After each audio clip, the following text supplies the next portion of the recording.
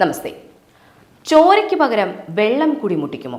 വെള്ളം കുടി മുട്ടിക്കാനാകുമോ എന്ന തലക്കെട്ടോടുകൂടി കൈരളി ന്യൂസ് ഏപ്രിൽ 26 നടത്തിയ ചർച്ച കേട്ടപ്പോൾ അത്ഭുതമാണ് തോന്നിയത്.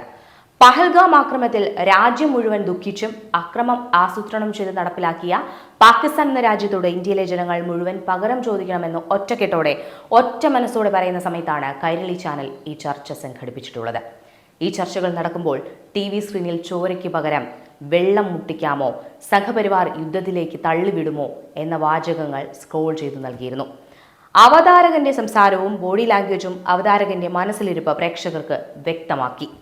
രാജ്യം വളരെയധികം വിഷമാവസ്ഥയിലൂടെ കടന്നുപോകുന്ന ഈ സമയത്ത് ഒരു ഇന്ത്യൻ ചാനൽ രാജ്യത്തെ ഭരിച്ചുകൊണ്ടിരിക്കുന്ന സർക്കാരിനെ കുറ്റപ്പെടുത്തുന്നതിന് വേണ്ടിയും ചാനൽ സപ്പോർട്ട് ചെയ്യുന്ന രാഷ്ട്രീയ പാർട്ടിയുടെ വോട്ട് രാഷ്ട്രീയത്തെ നിലനിർത്തുന്നതിന് വേണ്ടിയും ചെയ്യുന്ന പെടാപ്പാടാണെന്ന് ഏതൊരു ചിന്തിക്കുന്ന വ്യക്തിക്കും വെളിപ്പെടുന്നതാണ്. പാകിസ്ഥാന്റെ പൈശാചികമായ അക്രമത്തിൽ ഇന്ത്യയിലെ ജനങ്ങൾ മുഴുവൻ ദുഃഖഭാരത്തോടു കൂടിയുള്ള മനസ്സോടുകൂടി പ്രതിഷേധിക്കുകയും പാകിസ്ഥാന് ഉടൻ തന്നെ തക്ക മറുപടി നൽകണമെന്ന് ആവശ്യപ്പെട്ടുകൊണ്ടിരിക്കുകയും ചെയ്യുന്ന സമയത്താണ് നമ്മുടെ സർക്കാർ സിന്ധു നദീജല കരാർ റദ്ദാക്കിയത് ശരിയല്ല എന്ന് ധ്വനിപ്പിക്കുന്ന രീതിയിൽ ചോരയ്ക്ക് പകരം വെള്ളം കൂടി മുട്ടിപ്പിക്കാമോ എന്ന് തലവാചകം നൽകി ഈ ചാനൽ ചർച്ച നടത്തുന്നത്.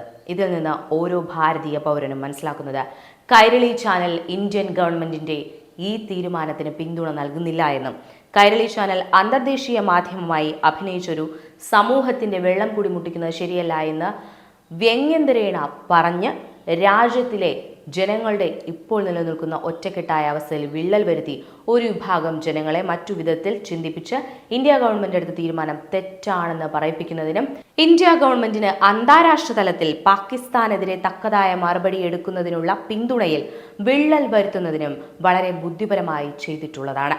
കൈരളി ചാനൽ ഉൾക്കൊള്ളുന്ന ആശയമുള്ള ആളുകൾ ഇന്ത്യ ഗവൺമെന്റ് ബാഹ്യ ശക്തികളിൽ നിന്ന് ഭീഷണി നേരിടുമ്പോൾ അന്താരാഷ്ട്ര സ്വഭാവം കാണിച്ച് തങ്ങളുടെ തനി നിറം പുറത്ത് കാണിച്ചിട്ടുള്ളവരാണെന്നാണ് ചരിത്രം പറയുന്നത്.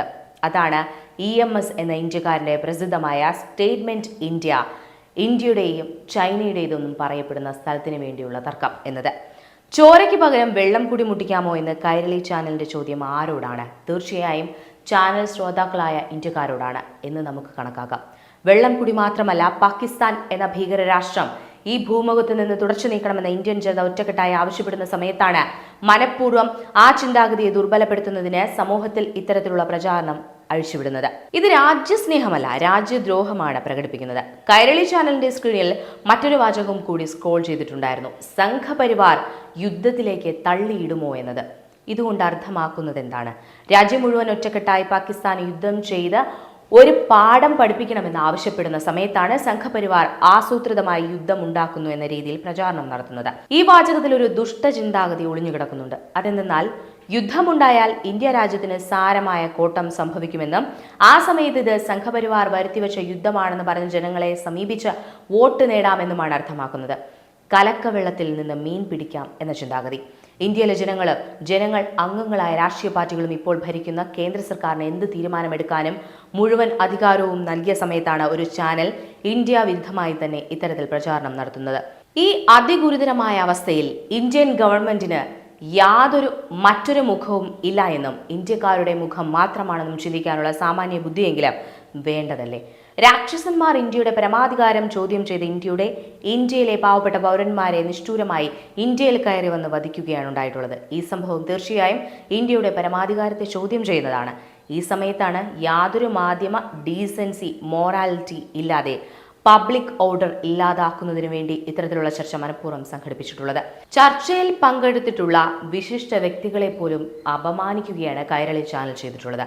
ഈ യുദ്ധസമാനമായ സാഹചര്യത്തിൽ ഇന്ത്യ വിരുദ്ധമായി ചർച്ച സംഘടിപ്പിച്ച കൈരളി ചാനലിനെയും അതുപോലെ തന്നെ മാധ്യമങ്ങളെയും നിയന്ത്രിക്കേണ്ടതും അവർക്കെതിരെ ശക്തമായ നടപടി സ്വീകരിക്കേണ്ടതും അത്യന്താപേക്ഷിതമാണ്. ഇന്ത്യൻ ഭരണഘടന മാധ്യമങ്ങൾക്ക് ഇത്തരത്തിലുള്ള യാതൊരു അധികാരവും നൽകിയിട്ടില്ല. മാധ്യമങ്ങൾക്ക് ഏത് സമയത്തും എന്തും മാധ്യമ സ്വാതന്ത്ര്യം എന്ന പേരിൽ പ്രവർത്തിക്കാമെന്ന പേരിലുള്ള യാതൊരു അധികാരവുമില്ല. ഇന്ത്യ രാജ്യത്തിന്റെ സെക്യൂരിറ്റിക്ക് ഭീഷണിയുള്ള ഈ സമയത്ത്, ഇന്ത്യ രാജ്യത്തിന്റെ പരമാധികാരം ചോദ്യം ചെയ്ത ഈ സമയത്തും, ഇന്ത്യയിലെ ജനങ്ങളുടെ വികാരം ഒറ്റക്കെട്ടായി രാജ്യസ്നേഹം വളർത്തി നിലനിർത്തേണ്ട ഈ സമയത്ത് ഇന്ത്യ ഗവൺമെന്റിന് ഇന്ത്യൻ ഭരണഘടനയുടെ ആർട്ടിക്കിൾ 19(2) പ്രകാരം ഇത്തരത്തിലുള്ള രാജ്യവിരുദ്ധമായ ചർച്ചകൾ ബ്രോഡ്കാസ്റ്റ് ചെയ്യുന്നത് നിയന്ത്രിക്കാവുന്നതാണ്. ഇതൊരർത്ഥത്തിൽ ഇന്ത്യ ഗവൺമെന്റിനെതിരായിട്ടുള്ള കൈരളി ചാനലിന്റെ ഹേറ്റ് സ്പീച്ചും പബ്ലിക് ഓർഡർ തകർക്കുന്നതിന് വേണ്ടിയുള്ളത്. ജനങ്ങളുടെ ചിന്ത മറ്റൊരു തലത്തിലേക്ക് മാറ്റിവിട്ട് ഇന്ത്യ രാജ്യത്ത് ഈ ഗുരുതരമായ സമയത്ത് എതിർപ്പിന്റെ അശാന്തി ഉണ്ടാക്കുന്നതിന് വേണ്ടിയുള്ളതും ആണെന്ന് തീർച്ചയായും ചിന്തിക്കാവുന്നതാണ്. ഈ ചർച്ച സംഘടിപ്പിക്കുന്നതിന് കൈരളി ചാനലിന്റെ എഡിറ്റോറിയൽ ബോർഡിലുള്ള ആളുകളെ ഇന്ത്യൻ സർക്കാർ തീർച്ചയായും നിരീക്ഷിക്കേണ്ടതാണ്. ഇത്തരത്തിലുള്ള ചർച്ചകൾ ഈ അവസരത്തിൽ സർക്കാർ നിയന്ത്രിക്കണമെന്നാണ് ഞങ്ങൾക്ക് പറയാനുള്ളത്.